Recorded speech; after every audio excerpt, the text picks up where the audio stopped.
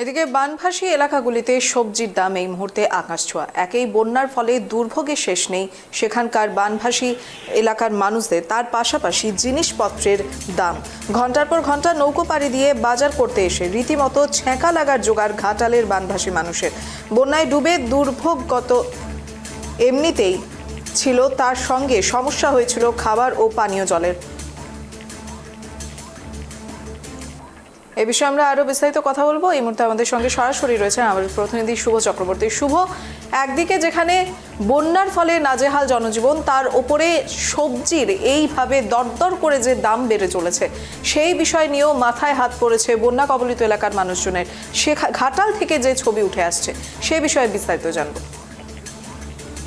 একেবারে দিশা, বানভাসী ঘাটাল এবং এই প্রাকৃতিক দুর্ভোগের পাশাপাশি একটু জলস্তর কমতেই মানুষ যখন খাবারের টানে এসেছেন জলভূমিতে, সামান্য বাজার সেখানে এসে একই অবস্থা রীতিমতো। আগে পর্যন্ত ছিল 40 টাকা ছিল, তা পৌঁছেছে 80 টাকা 70 টাকায়। আলুর দাম প্রায় 50 ছুঁই।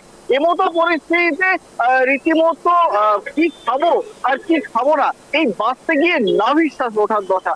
আমি যেখানে দাঁড়িয়ে রয়েছি এটি হচ্ছে পাঁশকুড়া চন্দ্রকোনা রোড রাজ্য সড়ক। এলাকার বাজারগুলি জলে ডুবে যাওয়ার কারণে এই 150তম রাজ্য সড়কের মানুষের নেই, এইভাবেই তাদেরকে নিত্য নৈমিত্তিক বাজার করতে হচ্ছে।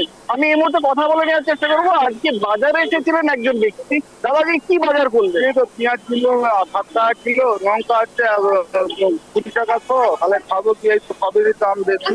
এই দামটা কি আগেও ছিল? না, আগেও ছিল না। এই তো জলমত এরকম দাম, কি করে চলবে? এই তো গাড়ি ঘোড়া চলেনি, বন্ধ আছে বন্যার জন্য, সবই অসুবিধায় চলছে। মানে আপনাদের বন্যার দুর্গতি, তার পাশাপাশি সবজির দুর্গতি, সবজিরও দাম এরকম চলছে, কি করে চলবে এরকম?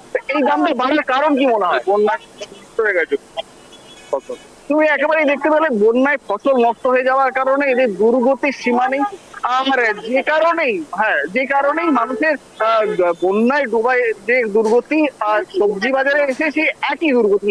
কোথাও গিয়ে যেন কষ্টের লাঘব কিছুতেই কমছে না এলাকাবাসীর। দিশা, একদমই শুভ। তবে এই দুর্গতি শুধু যে ক্রেতাদের ক্ষেত্রে তেমনটা কিন্তু নয়, বিক্রেতারাও কোথাও না কোথাও হয়তো সমস্যার সম্মুখীন হচ্ছেন। তো সে বিষয়ে বিক্রেতারা মূলত কি বলছেন এই বিষয়ে খানিকটা জানবো। আমি আমি আমি কথা বলে নেওয়ার চেষ্টা করবো বিক্রেতার সাথে।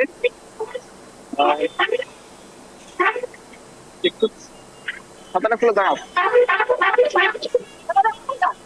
আমি কথা বলে নিয়ে চেষ্টা করছি বিক্রেতার সাথে। আর এই সবজির যে দাম, এটা কি আগেও এতটা বেশি ছিল? সবজির দামটা মানে বন্যার পর থেকে কি আরো বেশি বেড়েছে?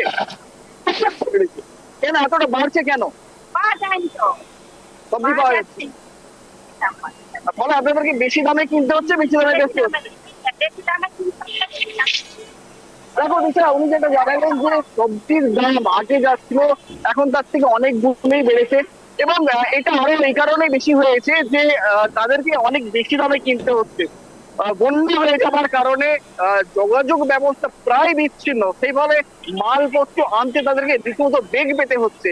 অর্থাৎ জিনিসপত্র আনার খরচ বেড়ে যাওয়ার কারণে পাল্লা দিয়ে বাড়ছে সবজির দাম, এবং একই সাথে যে সমস্ত এলাকাগুলি সবজি ফসল হতো, যেখানে সবজি চাষ হতো, সেগুলি বহুদিন জলের তলায়। আর সেই কারণে এলাকায় কোনো সবজি হচ্ছে না, ফলে নির্ভর করতে হচ্ছে স্টোর থেকে আনা সবজি এবং বাইরে থেকে আমদানিকৃত সবজির উপর। ফলে সাঁড়াশি চাপে পড়ে রীতিমতো নাভিশ্বাস ওঠার দশা এলাকার সাধারণ মানুষদের। দিশা, একেবারে ধন্যবাদ শুভ। এদিকে বানভাসী এলাকায় সবজির দাম আকাশ ছোঁয়ার, একই দুর্ভোগ সঙ্গে জিনিসপত্রের দামে হাতে ছ্যাঁকা। ঘন্টার পর ঘন্টা নৌকো পাড়ি দিয়ে বাজার করতে এসে রীতিমতো ছ্যাঁকা লাগার জোগাড় ঘাটালের বানভাসী মানুষের। ঘাটালের রাজ্য সড়কের ওপরেই ঝুঁকি নিয়ে চলছে সবজি, মাছ ও অন্যান্য দ্রব্যের বেচা কেনা। তবে জিনিসপত্রের দাম আকাশ ছোঁয়া। আলু, পটল, ঝিঙে এবং ভালো মানের মাছ কিনতে গেলে গুনতে হচ্ছে 400 টাকা প্রতি কেজি। ক্রেতারা বলছেন বন্যায় এমনিতেই খারাপ অবস্থা তাদের বেঁচে থাকার জন্য বাজার করতে এসে আধমরা হয়ে যাওয়ার মতো জোগাড় হয়েছে।